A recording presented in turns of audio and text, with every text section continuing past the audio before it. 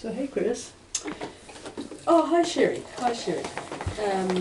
You sort of, we were going to meet for some co-supervision. Yeah. Yeah.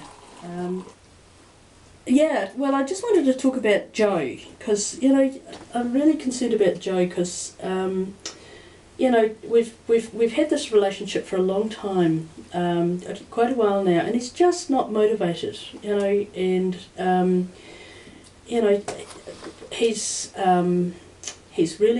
smart, he's got some, you know, good qualifications, he's got a lot of skills, and yet he's still sort of not employed. And, you know, we talk about him needing to get a job, and he says yes, he's going to go out and get a job, and every week I come in and, you know, and he hasn't done anything, and I'm just really frustrated, because he's got such a lot going for him, and, you know, and I just don't know how to get him motivated. So, I guess what strikes me about what you're saying is just, it sounds like you have a real investment and a, you know, sort of a deep appreciation of what you see the possibilities to be. Oh, absolutely. And you know, as I've got to know Joe more, I've realised, you know, what a depth of life experience he has, and you know, some, you know, extraordinary skills, and you know, some educational qualifications that, you know, I had no idea when I just, you know, first met him. I mean, you know. So you really, as you got to know more about his qualifications, you saw him as this really capable person. Absolutely, and you know, and in the peer centre, you know, he's been, you know, he's done some extraordinary things. I mean, he's really good with computers, and he's, you know, fixed up a whole bunch of problems and built a bunch of computers in the centre. And I know that's something that you really aspire to do. Well, yeah. No, it is. I really, you know, I really admire that, and you know, and he's taught a bunch of people some, you know, some good basic computer skills, but he's just not motivated to get a job, and you know, I'm feeling really frustrated. So, what does it mean to you? What does motivation mean to you? Because what I'm hearing is you have motivation for someone. It sounds like you've put a lot of energy into sort of looking at what he can do and so forth, and you've got a lot of motivation in developing a sort of a relationship with him. But when you say he's not motivated, I'm not sure I understand what that means and how that fits in your relationship with him. Well, you know, we keep on talking about, you know, how he needs to get a job, actually how he needs to get some sort of permanent housing, because he's really, I mean, he's basically homeless, he's sort of couch surfing a number of people's, you know, places, and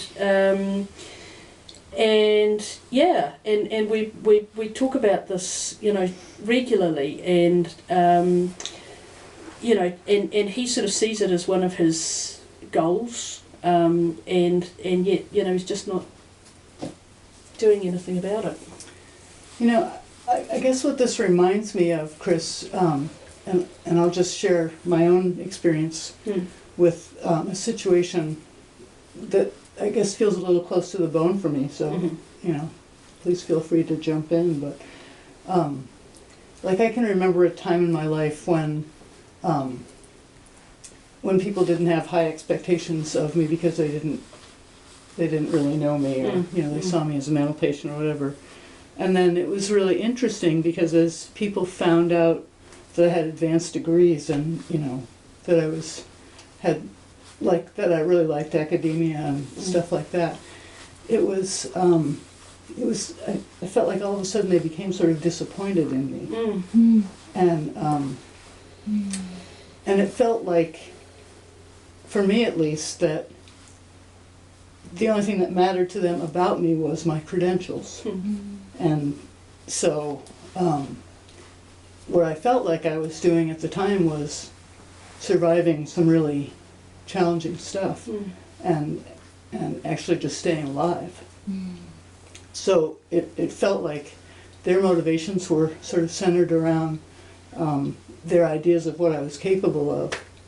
And because of that, I felt like a constant disappointment. And so I just sort of backed away. So I don't know what, if that's relevant to your experience, but... I mean,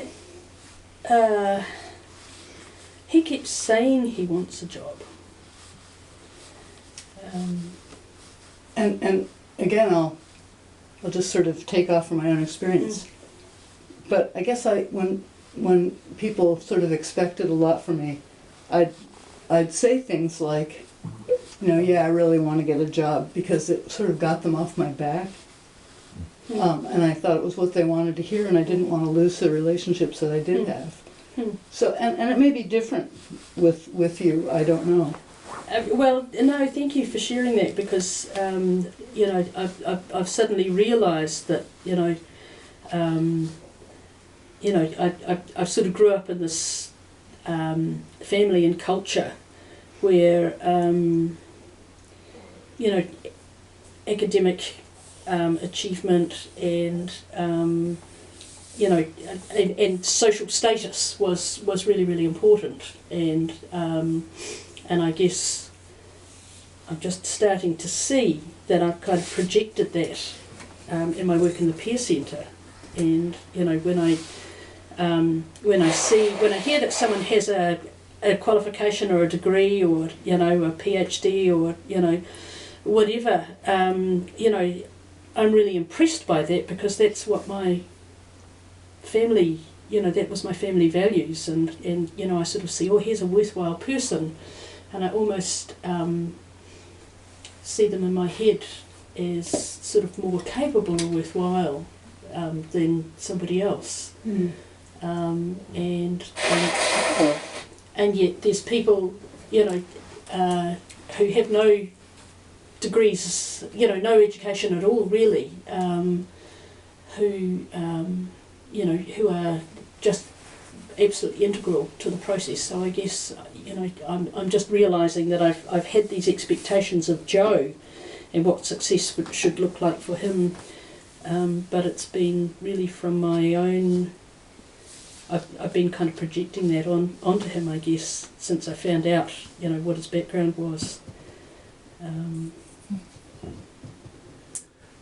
Yeah, I think that's really interesting. I mean, and I guess always looking at our motivations is something that sort of keeps me honest. And I think probably what I've just forgotten to do is just acknowledge what he has been doing, which I know has been pushing his comfort zone in terms of some of the just being curious about how he understands his own situation.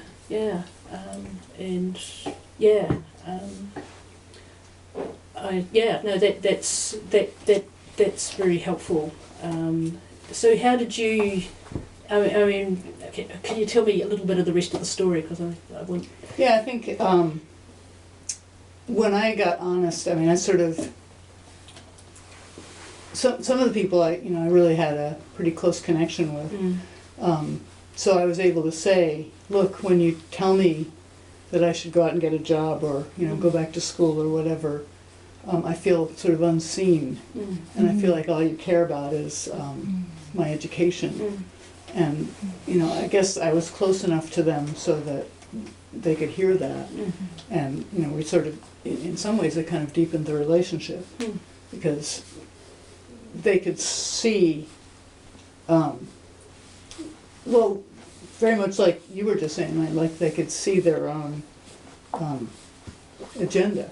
And so I wonder if you don't want to have the same conversation with Joe about what you see now has been going on, and so I don't know if that would be useful or not, but you could give it a try. Yeah, and thank you for sort of sharing your own sort of story because it's I guess it's helped me to sort of understand where you're coming from, you know, more deeply. So, you know, thank you, and you know, Yeah, thanks for doing this with me. We'll switch. okay.